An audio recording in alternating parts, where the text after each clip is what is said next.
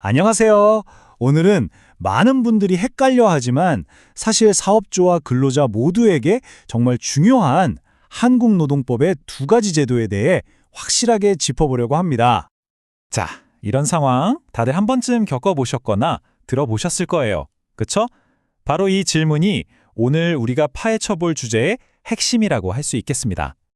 네, 오늘 우리가 살펴볼 내용입니다. 이 두 가지 제도가 어떻게 다른지, 그리고 어떤 공통점이 있는지 5부분으로 나눠서 아주 명확하게 정리해 드릴게요. 첫 번째 주제는 바로 보상휴가제입니다. 이름 그대로 초과근무수당을 돈이 아니라 휴가로 보상해 준다는 건데요. 과연 어떤 규칙들이 숨어 있는지 한번 보시죠.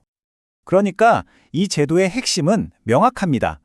내가 일한 초과근무에 대한 대가를 현금이 아니라 그에 상응하는 유급휴가로 받는다는 거죠. 일종의 등가 교환인 셈입니다. 하지만 이 제도를 운영하려면 그냥 말로만 대신 쉬어! 하고 끝나는 게 아닙니다. 법적으로 반드시 지켜야 할 두 가지 조건이 있는데요. 특히 두 번째, 초과근무 1시간을 휴가 1시간으로 주는 게 아니라 가산수당까지 계상해서 1.5시간으로 줘야 한다는 점. 이거 정말 중요하니까 꼭 기억해 두셔야 합니다. 그리고 여기서 말하는 근로자 대표도 그냥 아무나가 아닙니다. 사장님이랑 나 이렇게 둘이서 합의하는 게 절대 아니고요. 반드시 전체 근로자를 대표하는 사람과의 공식적인, 그것도 서면 합의가 있어야만 효력이 있습니다. 이런 궁금증도 생기실 거예요. 휴가를 받긴 했는데 바빠서 혹은 다른 사정으로 결국 못 쓰면 어떡하지? 이거 혹시 그냥 날아가는 걸까요? 걱정 안 하셔도 됩니다. 법은 명확해요. 만약 휴가를 못 썼다면 회사는 원래 줘야 했던 초과근무 수당을 반드시 현금으로 지급해야 합니다. 즉, 내 노동의 대가가 사라지는 일은 절대 없다는 거죠. 그럼 이런 경우는 어떨까요? 다음 주에 야근할 것 같으니까 이번 주에 미리 하루 쉬어. 이런 식으로 휴가를 선지급하는 게 가능할까요? 정답은 절대 안 된다입니다. 왜냐하면 이 제도의 이름이 보상휴가제잖아요.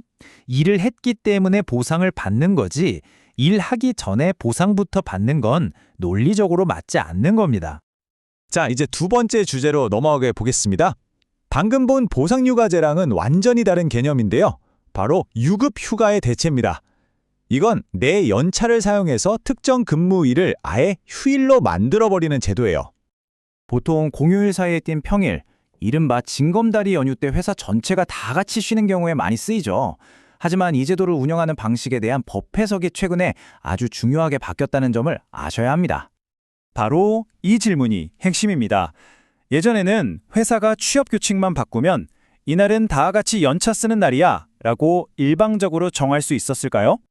네, 실제로 불과 몇 년 전까지만 해도 그랬습니다.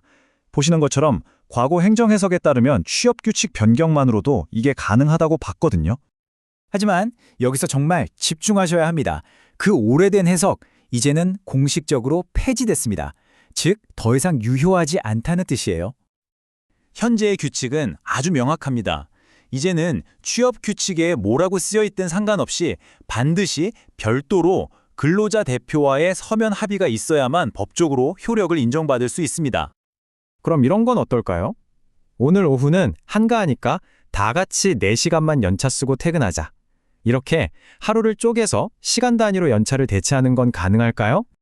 이것도 안 됩니다. 법이 보장하려는 건 온전한 하루의 휴식이기 때문이죠. 이걸 시간 단위로 쪼개게 되면 회사가 업무가 없는 시간에 근로자에게 불리하게 제도를 악용할 수 있기 때문에 원칙적으로 1일 단위로만 가능합니다. 자, 지금까지 서로 다른 두 가지 제도를 살펴봤는데요. 언뜻 보면 꽤 달라 보이지만 이 둘을 나란히 놓고 보면 아주 결정적인 공통점이 하나 있습니다. 과연 뭘까요? 바로 이겁니다. 보세요. 하나는 초과 근무에 대한 보상이고 다른 하나는 내 연차를 쓰는 거라 출발점부터 다르죠. 하지만 법적으로 유효하게 위한 필수 요건은 놀랍게도 똑같습니다. 바로 근로자 대표와의 서면 합의. 이게 없으면 두 제도 모두 무효라는 겁니다. 그렇다면 이 모든 내용이 결국 우리에게, 그러니까 사업주와 근로자 각자에게 어떤 의미가 있을까요? 실용적인 체크리스트로 한번 정리해 보겠습니다. 자, 간단하게 정리해 드릴게요. 사업주 분들이라면 어떤 경우든 반드시 근로자 대표와 서면 합의라는 절차를 거치는 게 핵심입니다. 그리고 근로자분들이라면 우리 회사에 과연 그런 적법한 합의가 있는지 확인하고 내 권리가 무엇인지 정확히 아는 것이 중요하겠죠. 결국 오늘 내용의 가장 중요한 결론입니다. 법적으로 문제없는 휴가 제도를 만들고 싶다면 단순히 회사 규칙에 한 줄 추가하는 걸로는 부족합니다. 그보다 훨씬 중요한 건 바로 근로자 대표와 제대로 된 합의를 했느냐 안 했느냐에 달려있다는 거죠. 자, 이제 규칙을 모두 알게 되셨으니 한번 생각해 보시죠. 우리 회사의 휴가 정책은 과연 튼튼한 법적 근거 위에 서 있을까요? 아니면 그냥 예전부터 해오던 낡은 관행 위에 아슬아슬하게 서 있을까요? 오늘 내용이 여러분의 일터에 작은 변화를 만드는 계기가 되기를 바랍니다. 함께해 주셔서 고맙습니다.